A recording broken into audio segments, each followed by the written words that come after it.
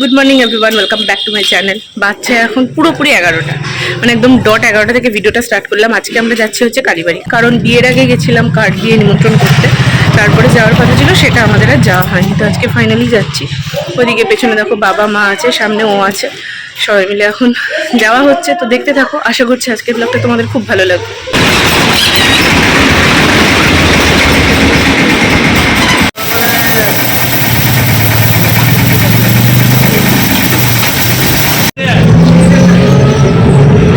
তোমরা হয়তো ভাবছো হঠাৎ করে রিন্টু বহরমপুরে কবে আসলো, সেটা তো আমি শেয়ার করলাম না। অ্যাকচুয়ালি কালকে ও এসেছে, আর কালকে আমি যে ব্লগটা করেছিলাম সেটা আমার কাছ থেকে ফুল এডিট ভিডিও ডিলিট হয়ে গেছে, সাথে আরও একটা ব্লগ ডিলিট হয়ে গেছে। সেই জন্য ওর আসার কোনো ভিডিও আমি তোমাদের সাথে শেয়ার করতে পারলাম না। আমি কোনো সোয়েটার নিইনি, মানে ফুটবলের মধ্যে যেহেতু ব্যাক করে চলে আসবো, সেখানে আর কোনো সোয়েটার নেয়নি। আমার দেখা নিয়েছি, মাও নেয়নি, বাবা একটা তাও পড়েছে, বলে না উঠি তাই।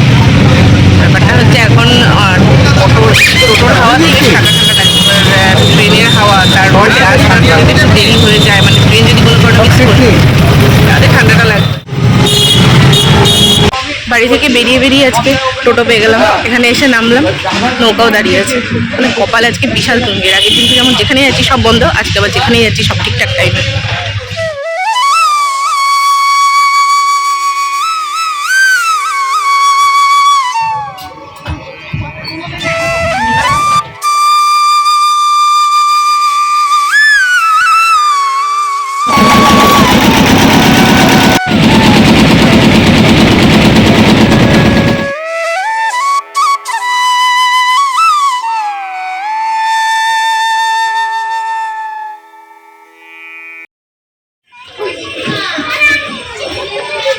বাচ্চা 11:30, আমাদের ট্রেনের টাইম হচ্ছে 12:05।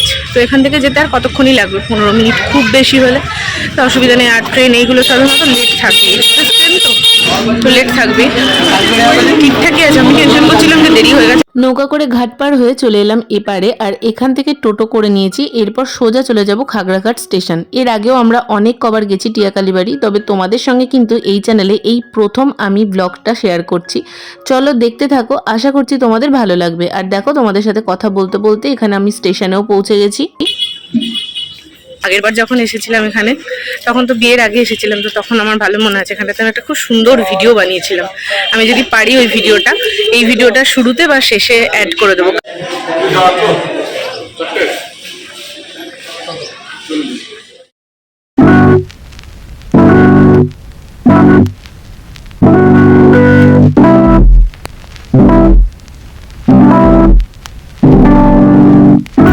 ওয়েদারটা একটা গরম লাগছে, মানে সোয়েটার পরে আসলে তো সোয়েটার খুলতে হতো, মানে এখন মনে হচ্ছে পাখা চালিয়ে বসলেও খুব একটা অসুবিধা হবে না।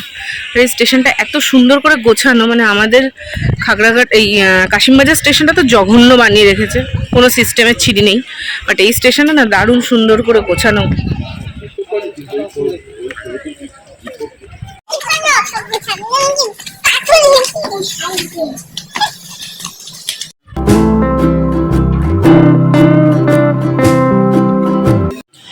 ব্লগারের এই অবস্থাই হয়, বাড়ির লোক চলে যাচ্ছে আগে, আমি ভিডিও ক্লিপ নিতেই ব্যস্ত। চল একটা ছবি তুলে দিবি কি তুলে, আমি ওকে বলছি ছবি তুলে দিতে, ও পোজ দিয়ে দাঁড়িয়ে গেল। আরে সর্বনাশ। মার বাবা 2 নম্বর প্ল্যাটফর্মে গিয়ে বসেছে, আমরা এখানটাতে ছবি টবি তুলছিলাম, ইনস্টাগ্রামে পোস্ট করবো। ইনস্টাগ্রাম যদি ফলো না করো, আমি লিঙ্ক ডেসক্রিপশনে দিয়ে রাখি, ওখান থেকে চেক করে নিতে পারো। আর নাহলে আমি স্ক্রিনেও মেনশন করে দেবো, রূপস প্যারাডাইস বলে আমার ইনস্টাগ্রাম পেজ।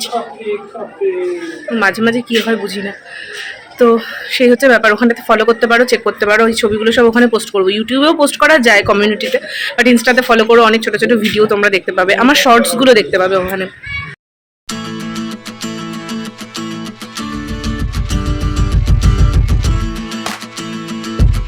বাবা ওইখান থেকে দাঁড়িয়ে দেখছে, আমরা তো ওই উপরটাতে ছবি তুলছিলাম, আমি বাবাকে খুঁজে পাইনি, বাট ডেফিনেটলি এখান থেকে বাবারা দেখতেই পেয়েছে। আর এই গান চালিয়েছে কানের মধ্যে, একবার চলছে একবার বন্ধ হচ্ছে, কি যে নেটওয়ার্ক প্রবলেম বুঝতে পারছি না।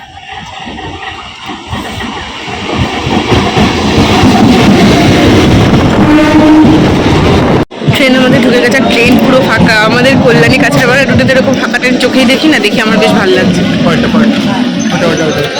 এটা আসো, এটা আসো। যতবার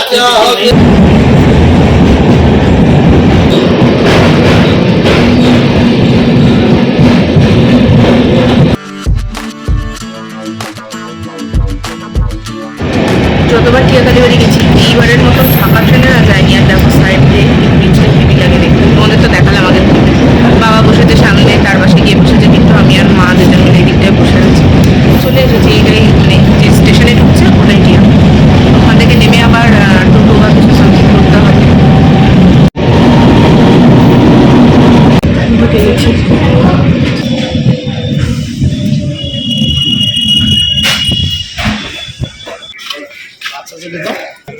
বাবা নামবে না, ওই যে পেছন দিকে। সানগ্লাসটা নিয়ে এসে যদি চোখে করতে হয় তাহলে আর সানগ্লাস নেওয়ার মানে কি করবি? এখন স্নান করে মাথা ধুবি? ওই মিষ্টি নেবে তাই তো এই সাইড দিয়ে নেমে যাই। তো কোথা দিয়ে আবার নামবে? সব সিঁড়ি তো এরকম, মার জন্য আবার লেভেল সিঁড়ি কোথায় আছে? কেন আমার উল্টে পড়ার শখ হয়েছে নাকি? বাবা, সোজা রাস্তা চোখে দেখতে পাস না বল? একটু অসুবিধা হয় চশমা পরে। দেখো মানে কাজ না থাকলে মানুষ যা করে। তো ওদিকে আমাদের টোটো করা হয়ে গেছে, আর এদিক থেকে মিষ্টি নিয়ে নিলাম, কারণ আমরা না বহরমপুর থেকে মিষ্টি কিনে নিয়ে আসিনি। আর এখানে যেহেতু দোকান থাকে অসুবিধা হয় না, তো এই সন্দেশগুলো নিয়েছিলাম। আর এখানে মিষ্টির দামটা বহরমপুরের তুলনায় বেশ অনেকটা কম। এই সন্দেশগুলো কত করে নিয়েছিল যদি গেস করতে পারো কমেন্ট সেকশনে অবশ্যই জানিও। আর ওই যে বললাম টোটো করা আমাদের হয়ে গেছিলো, তো মিষ্টি নিয়ে টোটোয় উঠে পড়েছি আর পৌঁছেও গেছি কালীবাড়িতে। আর আজকে যেহেতু বৃহস্পতিবার সেই জন্য অঞ্জলি তো দেওয়া যাবে না, তাই জন্য ঠাকুরমশাই বললেন যে প্রসাদটা আর কি সমর্পণ করে দেবেন মাকে। আর মায়ের মূর্তি এখানে আজকে নেই, কেন সেটা তোমাদের আমি আগে বলছি।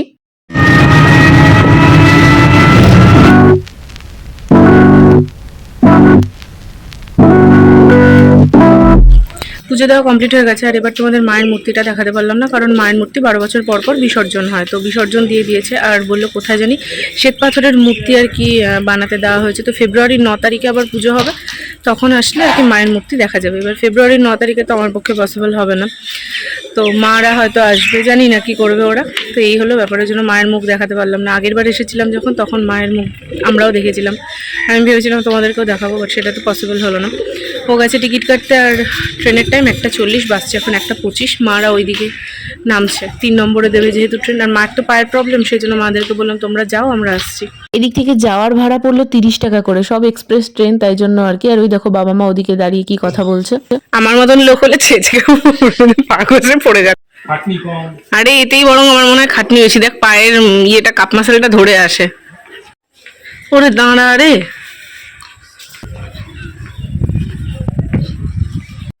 চরম ভুল হয়েছে। সিঁড়িতে অনেক শান্তি।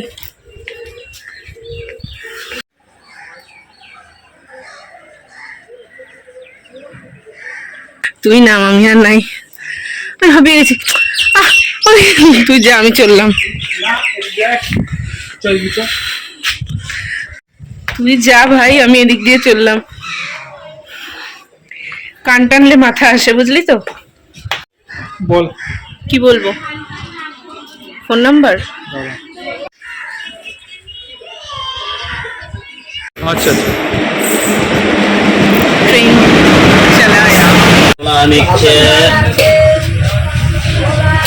চলা ট্রেনে উঠলে কার কার আমার মতো এই সমস্ত টকঝাল জিনিস খেতে মন চায় বলো তো? দেখো প্রথমে এখানে মশলা মুড়ি কিনেছিলাম, তার সাথে কিনেছিলাম ঝাল লজেন্স।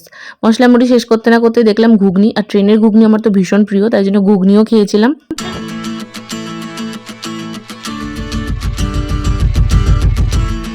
আড়াইটে বাজছে, খাগড়াবাদ স্টেশনে পৌঁছে গেছি। এখন এখান থেকে আবার সেই টোটো করতে হবে, বাট বিষয় হচ্ছে এখন সুইগি হবে, জোম্যাটো হবে না খেতে যাওয়া হবে, এটা নিয়ে কনফিউশন। আর মা ওদিকে চা খুঁজছে, সব জায়গাতে দুধ চা, লাল চা ছাড়া আমি খাবো না, কারণ এখন যদি দুধ চা খাই না পুরো ফট করে অ্যাসিড নিয়ে নেবে। ট্রেনে তো দেখলে ঘুগনি খেলাম, তারপর একটা কি জানি খেলাম, আর একটা কি খেলাম বেশ মনে করতে পারছি না, তো সেই জন্য আর দুধ চা খাবো না। কারণ কালকে বিকালবেলাতে দুধ চা খেয়ে রিন্টুর বাজে রকমভাবে অ্যাসিডিটি হয়ে গেছিলো, পুরো আনন্দটা সারাটা দিনের জন্য নষ্ট হয়ে যাবে। কোথায় গেল ওরা? আচ্ছা আমি এগিয়ে চলে এসেছি, ওরা সব ওখানে দাঁড়িয়েছে, তো ডাকবে তো দেখো। এবার আজকে যদি বলে আমি ডেকেছি তুই শুনিস নি, তাহলে তো বলতে পারবো না, কারণ ভিডিও প্রমাণ আছে। 96 টাকা 4টে দাম। আর জলের বোতল দিও না।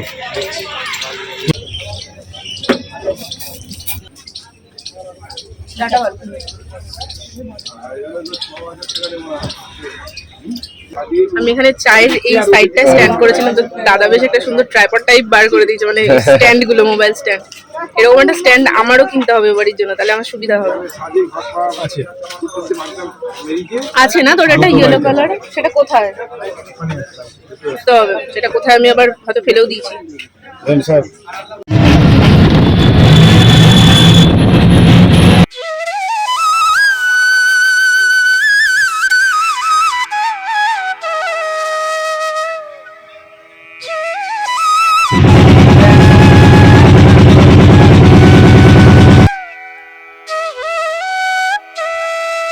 আজকের মতন আমাদের সফর শেষ এখানেই। দেখতে দেখতে দিন কিভাবে কেটে যায় না। সেই কিছুদিন আগে এসেছিলাম বিয়ের কার্ড দিয়ে মাকে নিমন্ত্রণ করতে, আর দেখতে দেখতে আজকে প্রায় 1 বছর কেটেও গেছে। মুখ চোখ দেখে মনে হচ্ছে আমি যুদ্ধ করে আসলাম। যাই হোক, আমরা বাড়ি ঢুকলাম না, কারণ আমাদের অর্ডারটা এক্ষুনি চলে আসবে, 10 মিনিট দেখাচ্ছে।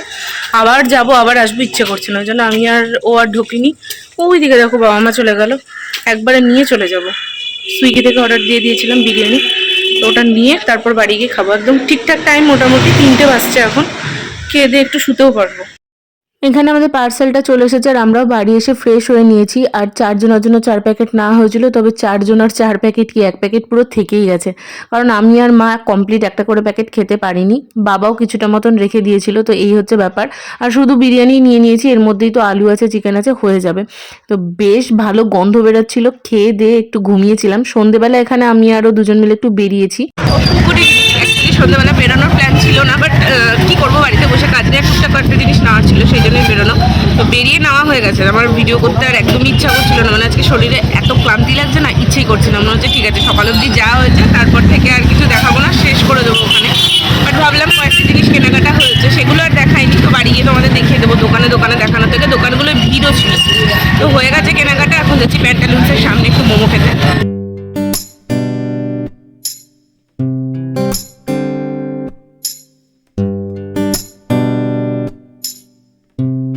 অ্যাকচুয়ালি এই বাড়ির জন্য না একটা মশারি নিতে হতো অনেকদিন ধরেই, কারণ আগের যে মশারিটা ওটার একদম চোখে দেখা যাবে না এমনই অবস্থা, আর ওটা ফেলেও দিয়েছে মা। তো সেই জন্য মশারি নিলাম, আর তার সাথে নিলাম ও বাড়িতে মার জন্য চুড়ি, কানের টিপের পাতা। তারপরে দেখো এখানে মোমো খেতে এসেছিলাম। আমার এই স্টিম মোমোটাই বেশি ভালো লাগে। কার কার তোমাদের স্টিম মোমো পছন্দ সেটা আমাকে অবশ্যই জানিও। তবে আজকের এই মোমোটা না একদম বাজে করেছে, প্রচুর পরিমাণে বাঁধাকপি দিয়ে দিয়েছে, চিকেনের বংশ নেই। কতদিন বাদে এইদিকে রাস্তা দিয়ে এরকম হেঁটে হেঁটে যাচ্ছি। নেগেটিভ ভাইবস কাজ করছে। এই দেখ এখন মানে কোনো মানে হয় বলো তো, এই গলিটা এখন অন্ধকার, এখন বলছে যেখানে নেগেটিভ ভাইবস কাজ করছে, মানে আশ্চর্যের ব্যাপার। আর আমি এমনি এসবে বহুত ভয় পাই। কি এটা পায়রা দেখেছে, পায়রা দেখে এই কথাটা বলতে নিয়েছিল, সেখানে পায়রা থাকে বা এরকম কিছু একটা বলবে। বাড়ি আসার পর দেখলাম মা এখানে শিমুয়ের পায়েস করেছিল, কারণ এটা রিন্টু অনেকদিন ধরে খাবে বলছিল। আর এই দেখো এখানে ও সেন্ট কিনেছে, যেটা ও অ্যাপ্লাই করছে। এই মুহূর্তে ভালো বলছে, তো এরপরেই এটা আর ইউজ করবে না, আমি ওকে খুব ভালোভাবে চিনি। তো চলো ব্লগটা এখানেই এন্ড করে দিচ্ছি, দেখা হচ্ছে নেক্সট ভিডিও।